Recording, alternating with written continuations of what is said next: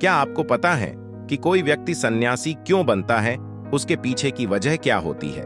आज की कहानी में हम आपको बताएंगे कि कोई भी व्यक्ति सन्यासी क्यों बनता है। आइए कहानी शुरू करते हैं। यह कहानी एक सन्यासी की है।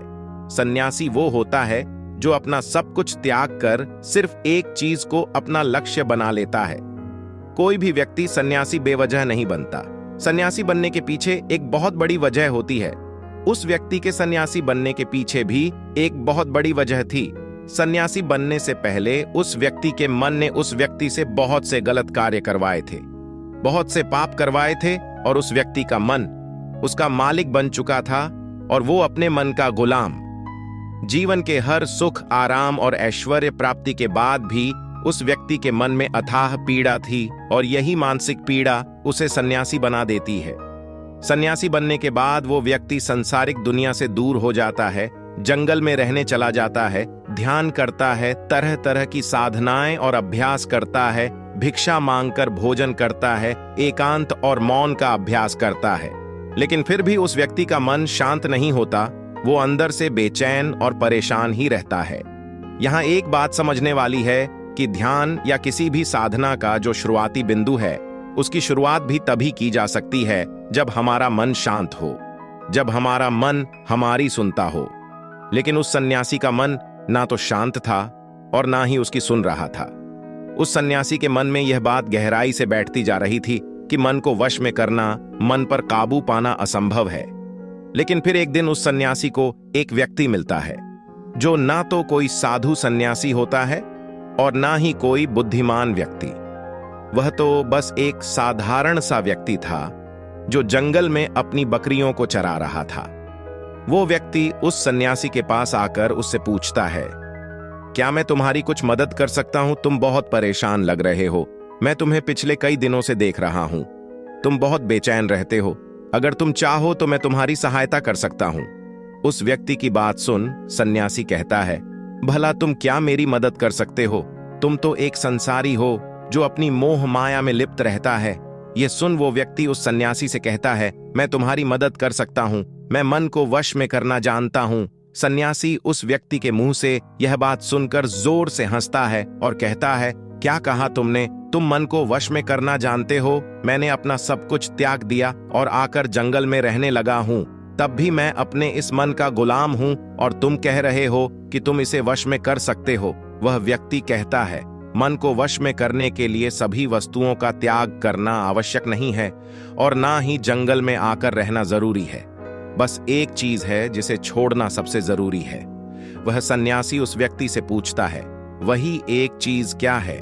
वह व्यक्ति उस सन्यासी से कहता है, वो एक चीज है गलत जानकारी। आज तक हमारे भीतर जो भी जानकारी गई है, उसी ने हमारे मन का निर्माण किया है। सन्यासी उस व्यक्ति से पूछता है, परंतु वो कैसे? वह व्यक्ति समझाते हुए कहता है, मान लो तुमने आज तक अपने जीवन में सेब का फल ही खाया। तुम्हें सेब के स्वास्थ्य के बारे में कुछ भी नहीं पता, तो क्या तुम्हारा मन कभी सेब खाने को कर सकता है? नहीं ना। इसीलिए हमारे मन का निर्माण जानकारी से होता है। वैसे सन्यासी उस व्यक्ति की बात से प्रभावित हो जाता है और उससे कहता है, क्या आप इस बारे में मुझे और विस्तार से समझा सकते हैं? वह व्यक्ति उस सन्यासी से कहता है, अगर तुम अपने मन को बस में करना चाहते हो तो अब मेरी बातों को ध्यान से सुनना। तुम अपने मन को बस में केवल तभी कर सकते हो जब तुम अपने मन की जड़ों को देख पाओगे। और मन का निर्माण जानकारी से होता है और हमारे शरीर में जानकारी के 5 प्रवेश द्वार होते हैं। पहला आंख, हम अपनी आंखों से जो कुछ भी देखते हैं, अच्छा या बुरा, वो सब हमारे मन की याददाश्त में इकट्ठा होता रहता है। दूसरा कान, हमारे कान जो कुछ भी सुनते हैं वह भी हमारे मन में बीज के रूप में बोल दिया जाता है।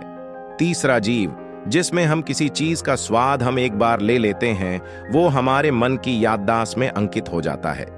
चौथा है नाक, जो भी हमें एक बार सूंघ लेते हैं, उसकी खुशबू या बदबू वो सभी हमारे मन में दर्ज हो जाती है। और पांचवा है त्वचा, जिसमें हम किसी चीज को एक बार छू लेते हैं या स्पर्श कर लेते हैं, उसकी याददाश्त हमारे मन में कहीं ना कहीं अंकित हो जाती है। इन 5 शारीरिक दरवाजों से जो भी जानकारी हमारे अंदर जाती है, वह जानकारी बीजों के रूप में जमा हो जाती है और धीरे धीरे वृक्ष बनती है। हमारा मन मिट्टी की तरह है जिसमें बीज बोए हैं और हमारी बुद्धि बीज बोने वाले किसान की तरह है। अगर हमारी बुद्धि गलत जानकारी के बीजों को सही जानकारी के बीज समझकर बो देगी तो जब भविष्य में वह बीज वृक्ष बनेगा तो यह खराब फल ही देगा। तुम्हारा मन तुम्हारे वश में इसीलिए नहीं है क्योंकि तुमने पहले से ही अपने मन में बहुत सारे गलत बीज बो रखे हैं और अब वो बीज बड़े वृक्ष बन चुके हैं। वे सन्यासी उस व्यक्ति से पूछते हैं, तो अब मुझे क्या करना चाहिए, क्योंकि अब तक तुम्हें बहुत सारी गलत बीज बो चुका हूं और जो बीज बोए जा चुके हैं उन्हें वापस निकाल नहीं सकता। वह व्यक्ति उस सन्यासी से कहता है, अब तक तुम अनजाने में गलत बीज बो रहे थे, लेकिन अब जानबूझकर सही बीज बोना आरंभ कर दो।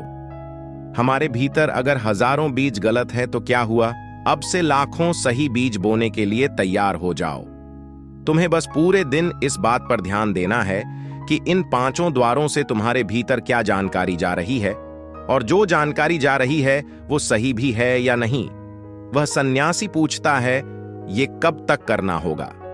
वह व्यक्ति कहता है, पूरी जिंदगी भर।